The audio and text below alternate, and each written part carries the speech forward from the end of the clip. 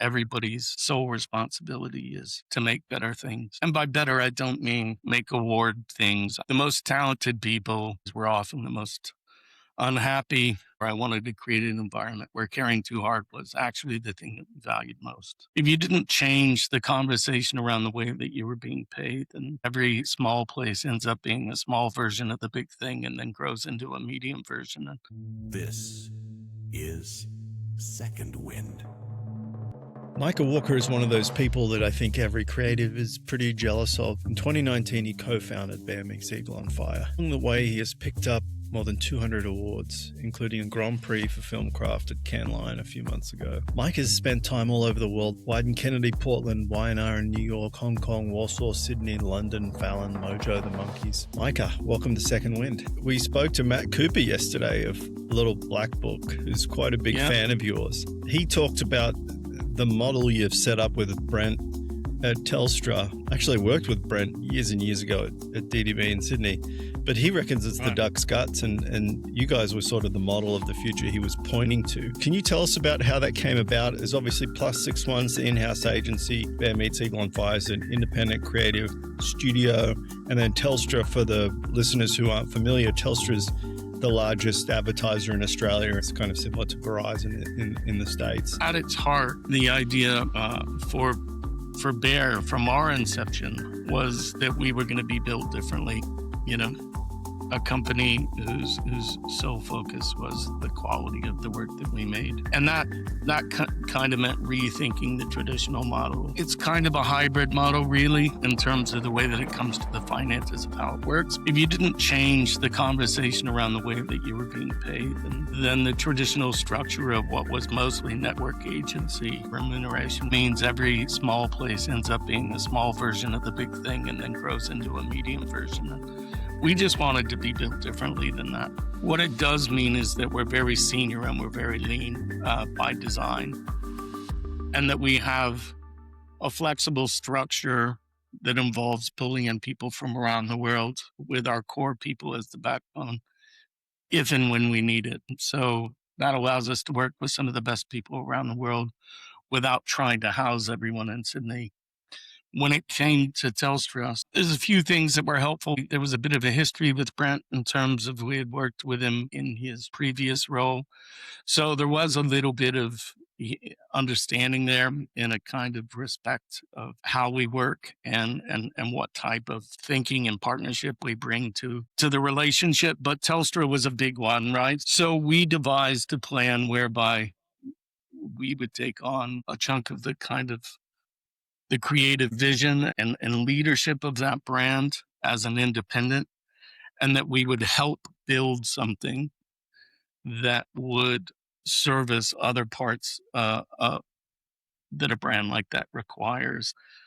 We basically proposed an idea in the pitch that Bear would take that kind of, bring our independent strength and thinking and creativity to bear with this thing that is now called Plus 61, which would take on some of the other opportunities as well as the kind of depth and the kind of media integration along with their media company. What they didn't want was to be shifting and kind of essentially have a traditional kind of village structure. They wanted something that was much more integrated. So I spend quite a bit of time with them. Curious, when you say we wanted to build different, it's hard to really understand what that means. There's been a bit of an evolution of what a creative is, right? And we talked to Nick Law, and he talks about inventive versus expressive creative people. And I think the definition of like an art director and a copywriter may be a bit antiquated today. But can you tell us about how you built the company different and how you think about creatives broadly in our industry? Well, I think there are skill sets, and it is true that I think historically people were kind of either by design or by definition separated to go, well, you art direct and you write. And I do agree that sometimes that feels rather antiquated in the way that we work. But my prerequisite for people at Bear, I think everybody will tell you they want to make great work. So first of all, the thing that's really important is just to go, are we talking to people that are capable of it? So Whether you call that portfolio, whether you call that body of work, do you believe you are hiring people that are capable of better things? I think then it's my job, Bear's job, to create the culture and the environment and the scenarios whereby that better work is possible. And so mostly what I look for, and again, when I say Bear's structure was a little different, the first part was how do we have a different value exchange? Well, what are we having conversations about? About servicing a business or about being your creative partner? And then really just trying to find a way to get paid differently than that wasn't based on head hours and wasn't based on time. Because I believe as soon as you do that, effectively you are everything else, no matter what you call yourself, and no matter how you talk about yourself. So those were the things we tried to do from the start that were different, to have conversations based around that. As a consequence of wanting to operate that way, and if you want to find people that have a track record of doing interesting things, then you tend to be more senior. But listen, the thing that's most important to me is that we find people that care really hard. And I think, and there are lots of different reasons for that. But,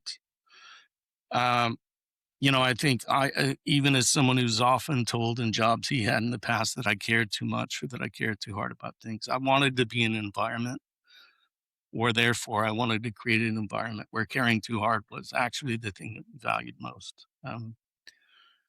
So, people that care when you're not there and really kind of take it upon themselves to go that extra mile to work, that extra bit hard to really kind of push the ideas and the thinking. Those are the kind of people we're looking for and have always been looking for. And I think have been lucky enough at Bear to find and bring in as a part of the team. So that's true whether it's on Telstra or whether it's on BankWest or other clients. Maybe the other thing that makes Bear a little bit unique is that because we operate that way, we do tend to take on fewer clients. So instead of splitting 5% or 11% of some role across various pieces of business, we wanted to build partnerships where we could be quite involved. And so we do tend to take on fewer clients. We do charge a premium. We think in the end that value equation is much more beneficial, healthy, and conducive to making better work. And do you feel like you can do all this and build a culture of caring deeply in a remote environment, or is in-person critical for you guys? I think the core of Bear, it's important we're together. I don't have an accountant's view of, making sure people are in the building. We do have flexible working arrangements, but at the same time, it would be disingenuous to say I don't think we're at our best when we're together. And I just think that's how you build strong culture. I think that's how you build a kind of bond of cross-pollination. That's how that really works. So there are times where we don't work that way, of course. But, even when we've had people come in from around the world, they're quite connected, or they actually come down and spend some time with us. And so, we might have someone come down for a month and just hang as though they were a part of the team and really dig in on those projects. That's when it's most successful. But certainly there have been times where that's not possible. And we go, well, we would rather work with this person on this project, even if they can't be here. So we make it work.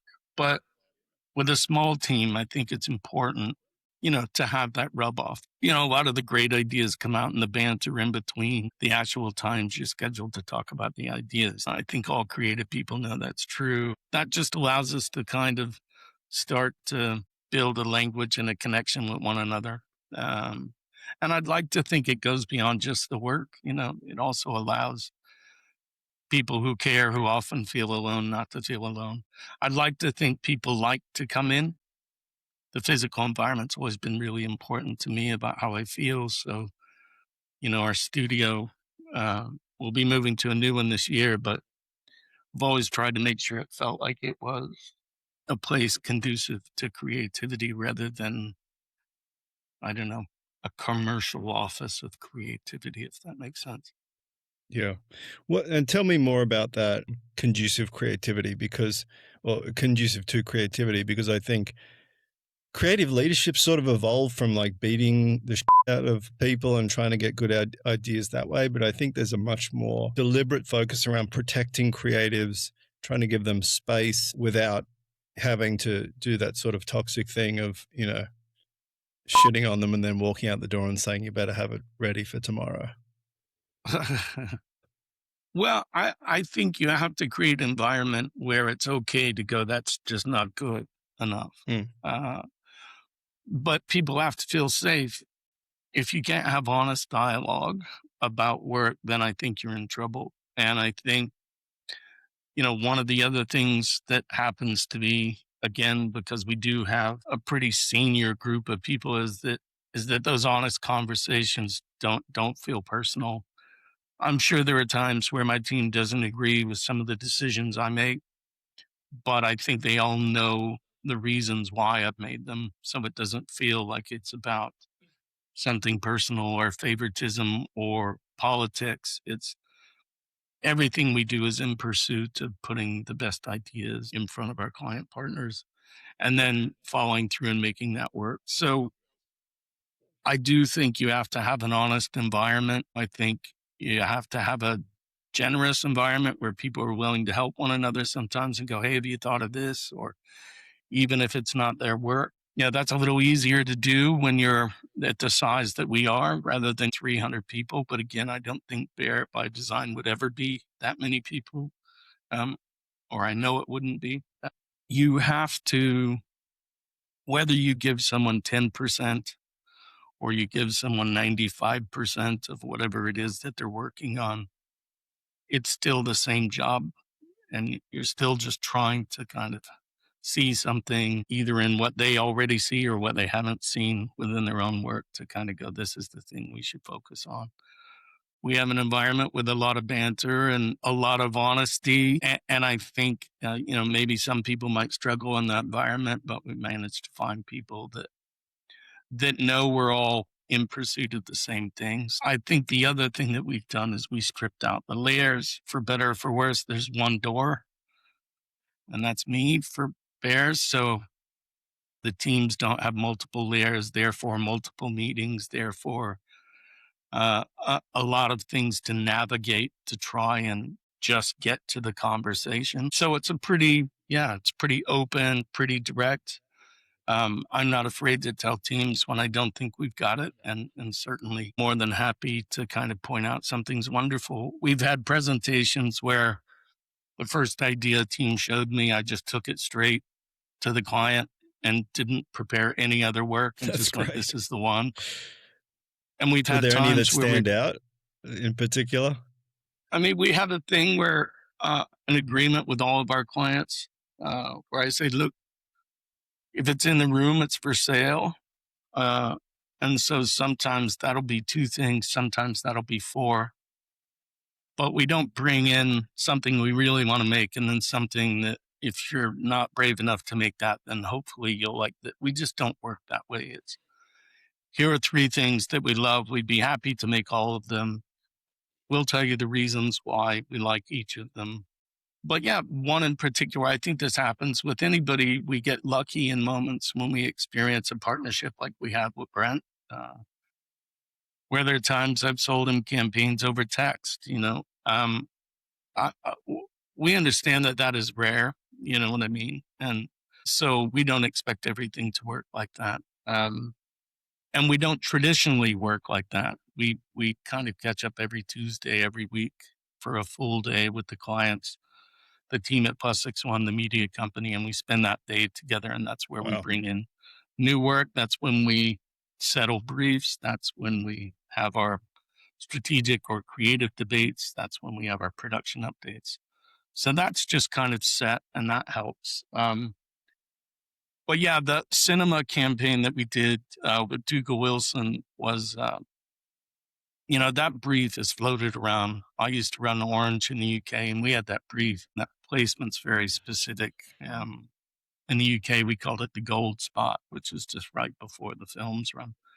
But Ian and Paul they had one idea. The first thing they showed to me was just, what if we do in the opening title, it just says, put your phone on silent film. And then it was just a silent film to remind you to kind of, that was the moment. And I love that idea so much. I still do, that I just sent it directly to him by text and said, I'm not going to present anything else. This is just too good. Twist your arm.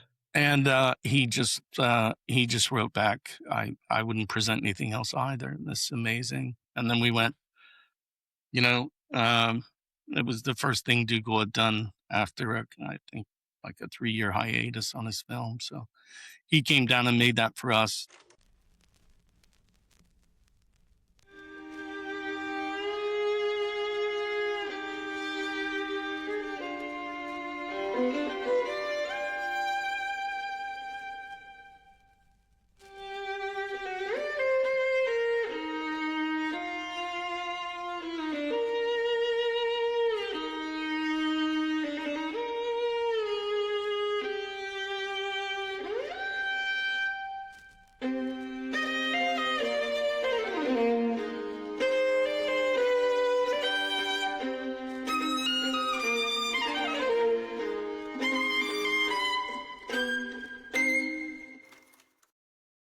And I'm very proud of that work. But that's not like it happens all the time. The other benefit of working the way that we do is that the creatives are always in contact very directly with the client. You have account managers? We do. We don't call them that, but we have some folks who are just as wonderful as our creatives that spend time with us. Hannah, who was at Wyden in London, is from Norway. She's amazing. Toby, who was at Wyden as well. And then we have another guy, Mitch, who came back from Mother in the UK. And so they're all there and, work directly with the teams, but they don't have a different mission than the teams. Everybody's sole responsibility is to make better things. And by better, I don't mean make award things. I mean, make something that is an imaginative and distinctive solution on behalf of the brand that we're working on. So. And you're in some tough categories. I mean, like banking, cellular services has been god awful historically. Yeah. And so I'd love to dive into a personal favorite for me, which may feel a bit old for you now, but sure. The better on a better mobile network campaign, the stop motion one. It was so simple and yet captured something really special about the essence of Australia. I mean, this picked up the Filmcraft Grand Prix in Cannes, which is, I don't know, maybe the award that like most creatives want to win the hardest. Maybe not, but like it's a pretty prestigious award. And when I think about that concept, trying to text someone that idea would be pretty challenging, right? So I just love to hear about the story behind how that one came about. Telstra is a really massive company that touches more of Australia than anything else. And Australia is a massive place. And often the focus is really just in the heavily populated areas, Sydney, Melbourne, Brisbane. But then there's all this wonderful eccentricity and kind of character and detail that sits out across all the other places that Telstra's network covers. I think historically what Telstra had done was talked a lot about themselves. Pure people up on towers. We've got big helicopter shots. I just think that sense of look how big we are, look how big we are. Of course, the intent of that is, and that benefits you. But nevertheless, it was a 90-second kind of melodramatic, big thematic piece of corporate advertising. But the idea was very simple. Instead of talking about yourself and your network, talk about the people who benefit from it. And that allowed us to get into the idiosyncratic detail of a place that if you live there, you would know the wind is particularly strong. Or if you lived there, you would know, like, we wanted them to be enjoyable for everyone on aggregate, but we also wanted the people in those particular locations to go, oh, they're wearing the second division scarf of our cricket team, or I know exactly what part they're standing in, or it is true, not many people know it, but this is a place where a lot of people do LARPing. Was this one little hill in Tasmania. And Which, what is so LARPing again? Remind me what LARPing is. it's when people dress up in medieval costume and reenact. Okay. Yep. So we have some kind of Tasmanian devils that are all in kind of medieval gear that kind of pop up as they're doing that. So that little bit of detail sprinkled in around all of those particular locations, all of which were places where Telstra's network outperformed the others. That was a different way to approach scale, was to go, let's just, I think the other parts were just designed to make it distinctive and memorable and charming, instead of, a lot of Australian advertising holds a mirror up to the target audience. And we didn't want to do that. We wanted to do something that felt more insightful. And there's a funny thing that happens when you use stop motion characters or animals. You can imbue into them some real distinctive attributes and characteristics that feel familiar, and yet what you're seeing is visually surprising. So we were lucky enough that, there was a lot of work behind that. We had to work with Telstra to make sure that all of those places absolutely legally were an area where it was performing better. But then the opportunity came up for the Olympics. And that really is a media opportunity, changed the way we thought about it, because we also realized making 52, and I'm glad we didn't. 26 was enough. Yeah. But the way the Olympics works in Australia is a lot of brands will sponsor, and then they'll just run something over and over and over. And because Australians really love their sport and they take the time to sit down and watch, you'll see the same over and over, almost really to the brand's detriment. So having all these little 15s that spoke about different parts of Australia was in a way was very kind of in support of the nation and the time. That also allowed us to sprinkle them in. So we would release 8 and then add a few new ones and then release some more. So really throughout the Olympics, you were continuously surprising people. So I think the media moment and the shape of that really kind of made it, hugely memorable and successful. And yeah, super fun, really hard to make. They're also voiced by real people from the areas, which was tricky. So a lot of casting to find those folks. And then we would script them and they would record them. Sometimes they would change them because of the way they go, well, I wouldn't say it like that. I'd say it like this. And there was often quite a lot of humor in figuring those little idiosyncratic details. But yeah, a lot of hard work. And I think ultimately, that extra effort and the scale of the ambition of that campaign, which is kind of what made it recognized in the various award shows. Okay, let's play a couple. Flinders Island is better on a better mobile network. Oh, that's bad. I'm okay. He's okay. Wagga Wagga's better on a better mobile network. You could say it's better. My little joke, because Wagga Wagga and better. Never mind.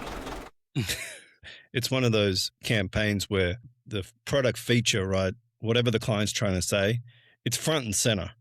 But you're doing it in a way that is so original and entertaining, and also the just the pure simplicity of those spots. It's like 15 seconds. Tell them, it's better on a better mobile network, and just maybe a little joke or a wink to something like Wagga Wagga in there. Visual style too. Did that come from somewhere? Because obviously I think most people are familiar with like a Wallace and Gromit style stop motion, but like this one feels a little bit more unique in terms of how it was actually crafted.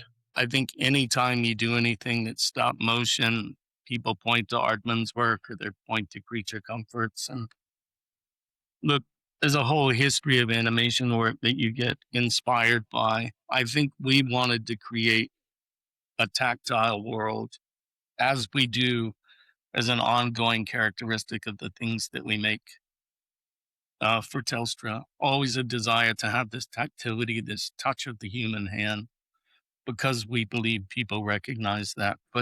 And it's also creates a warmth that's kind of hard to put your finger on. But we wanted to create characters in a world that felt very uniquely Australian. And so I think, some of that's the detail in the locations and the characters to make sure you weren't using a particular animal in a place that you would never see it. All those kinds of little details, if you're going to use a bin chicken, it should be in a place where bin chicken is. We're a collection of everything that we've ever loved and seen and experienced, and you try and make sure you bring that to life in a way that feels unique and appropriate for the idea, which is all that we did here. I think, we worked with Jeff Lowe, who's a really wonderful director and really great with comedic timing. We worked with then an animation director, Tobias, who had worked on Isle of Dogs and those kinds of things. So he's really great with the intimacy of little kind of animation, stop motion reactions. But then a lot of reference from Australian neighborhoods, parks, back lots, all kinds of things that meant that we were bringing something that people recognize. It was new, and yet people recognized the truth in it. And I think that's but yeah, I think having the message that simple, I really loved 15s. As long as you can write 15s, they're a nightmare if you find out about them afterwards. Try to cut down. But to really kind of boil it down and go, that's all that we need to say. These are the people that benefit. Therefore, Wagga Wagga's I felt been like it around could a have been better a mobile. tourism campaign too, to me. Yeah, fun. Now, let's talk about the holiday campaign, because I think Sure. Personally, I was a big Smashing Pumpkins fan from way back, and I think the idea of having a goth, like a moody goth Christmas story, and then a banger like, bringing back some Smashing Pumpkins, particularly for a certain generation, that's like a really powerful song, right? And the way you guys dropped it in there was just like, I mean, I was so blown away by that. And I think it kind of blew up on the production company's Instagram or something, didn't it? Yeah, they had a pretty, we worked with Revolver and Mathematic, who's the kind of animation. We read Mathematic, actually. Oh, right. Yeah, in the US. Well, they're wonderful. I had met one of the owners when I was judging one time at Cannes, and was always a fan, so was quite keen. It's actually the second time we played with them on a project, but this was a big one. And so Revolver had done our last Christmas thing, which was about a singing donkey, which we kind of was all practical in film, and we had built this kind of allegorical world that was Australian and yet kind of fairy tale like. And that really just allows you to avoid holding up a mirror to reality and kind of create a place in a world for storytelling that it feels surprising and yet familiar. I think on this one, Christmas is tough because, we really wanted to capture the Christmas spirit without leaning on all of the typical tropes of Christmas. So, I think a part of starting with, it's the same line as we had the year before. And it was this idea really that the important part of Christmas is that feeling of spending it with the person that you want to spend it with, or the people that you want to spend it with. Donkey made his way back to farmer in this particular script. we kind of scratched the layer deeper down to, just the reality of family. It's like sometimes it's a little tricky. I don't, I've got Sometimes. I think it's every Yeah. time. I think it's every time. yeah. Well, I've got 2 teenagers. Yeah. And, in this particular case, it was just kind of going, look, it's not always perfect. And, we had this kind of idea of 2 characters that were each trying to make a connection during that time in their own way. But in some way, they just didn't quite fit the shape of what people were expecting. And the beauty of that was that they could still have that Christmas spirit by finding one another. So that was this kind of teenage goth girl and this ghost who is maybe a more visually obvious kind of fish out of water in a Christmas story. Rather than all the visual cliches of Christmas, there's still an underlying spirit there that is authentic and wonderful. And if we can achieve that without kind of Santa and elves or all that other stuff, and if we could do it in a way that didn't feel like it was built on the Northern Hemisphere's Christmas, it was Steve Rogers' first animated piece, working with a lot of his film crew, working with Mathematic from set design to Dan Landon kind of overseeing lighting and working with Mathematic to bring a really authentic Australia to life that didn't feel like a cliche or an overly polished Australia. What's it feel like in suburban Brisbane? What's it feel like in those smaller parts of Australia that are true and have a wonderful kind of nostalgia, but we don't see them very often? So all those kinds of things were kind of a part of the process but I think the truth is, if you don't get the emotion right, if you don't get the characters right, then it's all for naught. It's just a big design piece. So yeah, it was great. I mean, oddly, there were moments of controversy with it a little bit. Like, I think I was a little surprised, but there were some people that kind of maybe were uncomfortable with the tone of it for Christmas because it was so different. And yet there were some people that were posting about it that would really touch your heart. And, a lot of moms who were that girl Right. back in the day, who listened to that music, who went, oh my God, I feel seen. So I had some nostalgic kind of emotion to it, as well as there was one post in particular that was a girl that worked at Telstra, oddly, who said, this is the first Christmas I've really felt seen after seeing that, which is really wonderful. But yeah, for whatever reason, I don't think we always hope these things happen, but I think we shit ourselves when we kind of pretend like we knew that it was going to happen. That's just not true. There was a reaction to it that went bonkers over like a 2-week period. I think it was like, I can't remember what the final numbers were. Hundreds of millions. It was just 10 times Australia's population. I hate this Right. expression, but in a true sense, it kind of went viral. Yeah. What about the music? Can you tell us about that choice of music? Because it felt super familiar, powerful, and yet very surprising. I think that was exactly what we were trying to do. Is because people, the pumpkins just haven't really come back. Do you know what I mean? Yeah, no, they haven't come they're back. Snoozing a bit from a nostalgia perspective. Yeah. Well, I think, Billy might have had his complicated moments, but look, we played with a couple songs.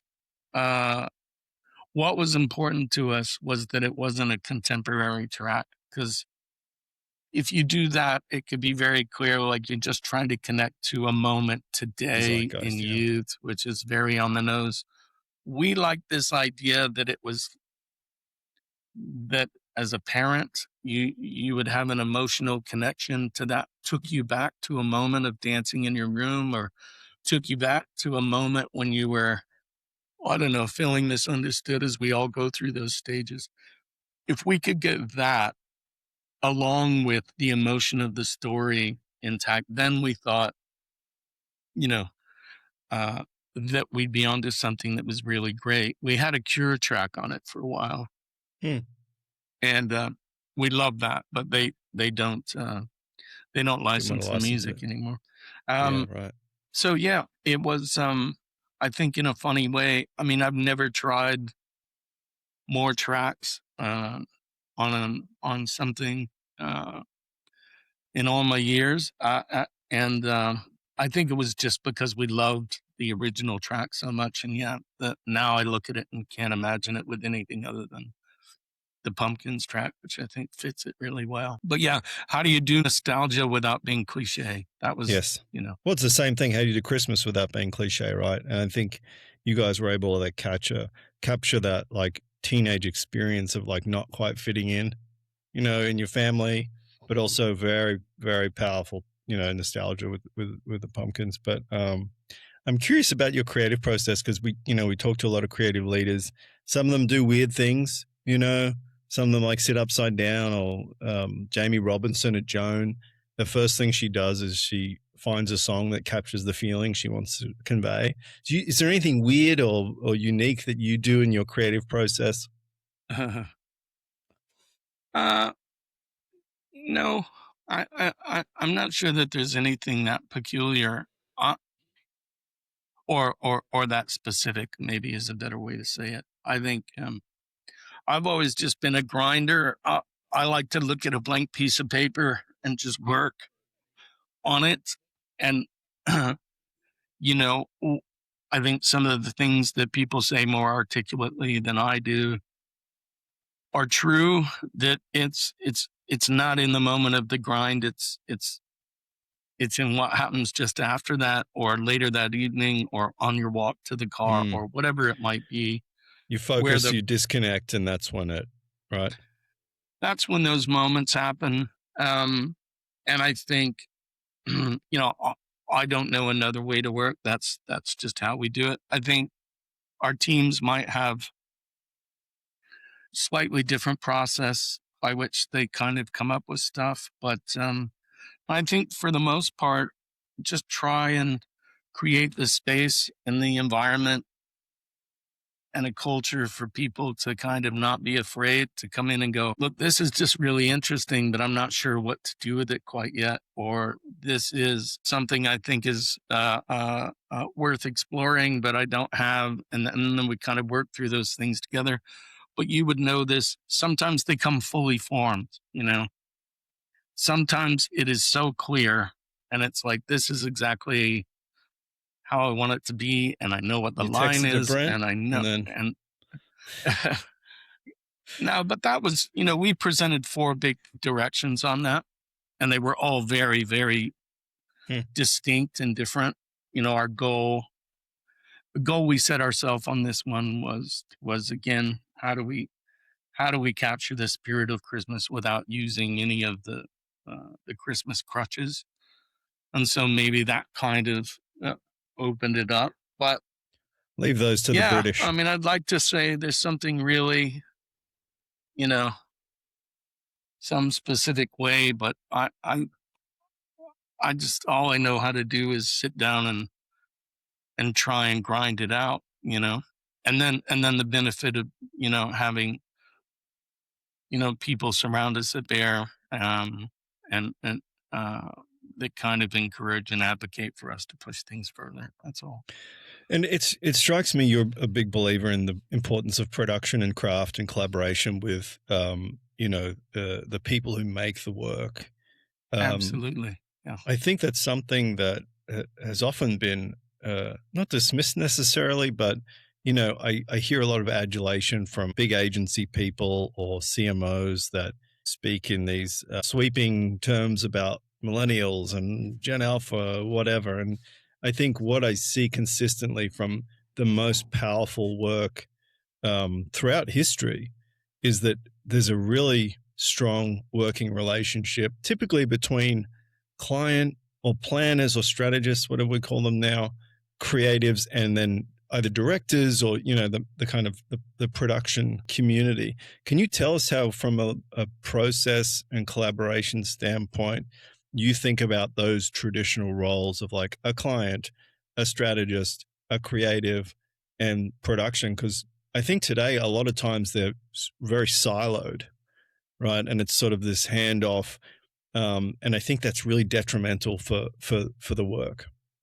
I agree with that. I would think, I think we often talk about the industry in the shape of network agencies. And I think, with all due respect to everyone that works at them, I think, the money often kind of shapes the point of view. When you give away the creative part, all of a sudden other parts of it become much more expensive, whether it be media, whether it be planning, and therefore that kind of process becomes more important than the other parts, because that's the part they're getting paid the most for. So not only is it siloed, it's often linear.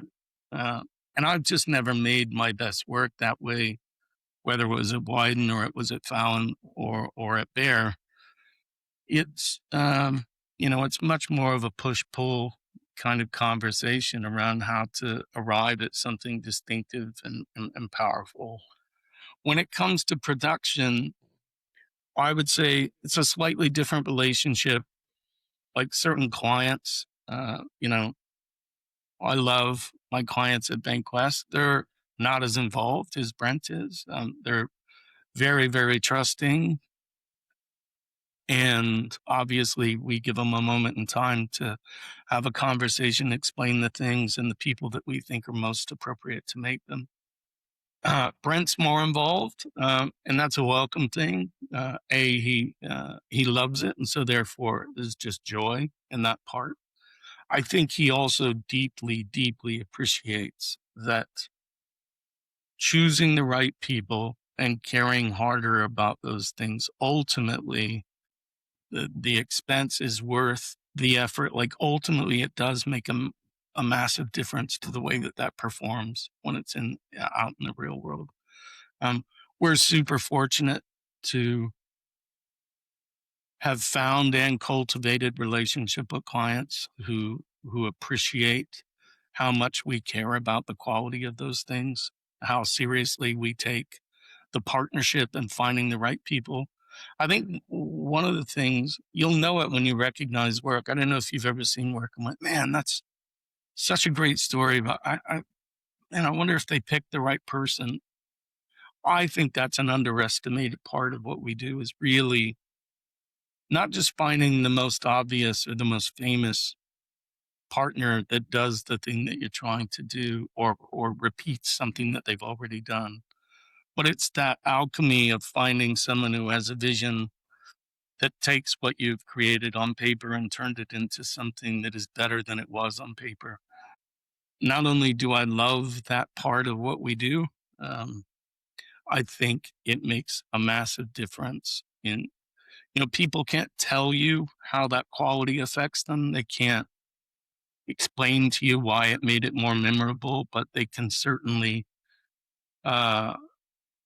they can feel it when we've taken the time to make the extra effort, when we've put in that little bit more. So I'm a firm believer that it does take a village, as long as everybody's not trying to do the same thing. So we've been fortunate enough to build some trust with clients to go, you let us know the moments that it's critical for us to be involved. And then we share that stuff quite openly and have open conversations and debates, because we will, sometimes you have a vision for something that others can't quite see. Sometimes you can explain that and articulate that. Yeah. And it's so obvious to me. And then everyone's just like, what are you talking about? Yeah. And you just, that's just where the trust comes in. And all I can say is I think we've been fortunate and also worked very hard to cultivate relationships where they respect that part of what we do. And I think the same is true. I would like to think, I don't want to put words in someone else's mouth, that A production partner knows when we bring them something that we bring it to them in full support, that our conversations are only ever about how to make something great. And of course, there are, we don't have endless budgets. We don't.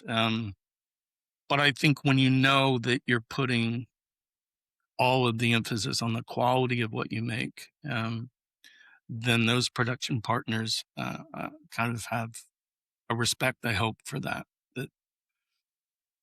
they know that that's the part we care about, not that we managed to, make an extra 10% off a budget. Like for us, it's passed through.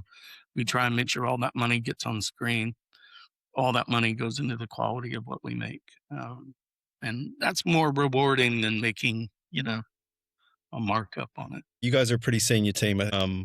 How are you thinking about the next generation? You've got teenage kids. I've got little kids. I think the job market's very different now. There aren't a bunch of internships that are a pipeline to the creative industry.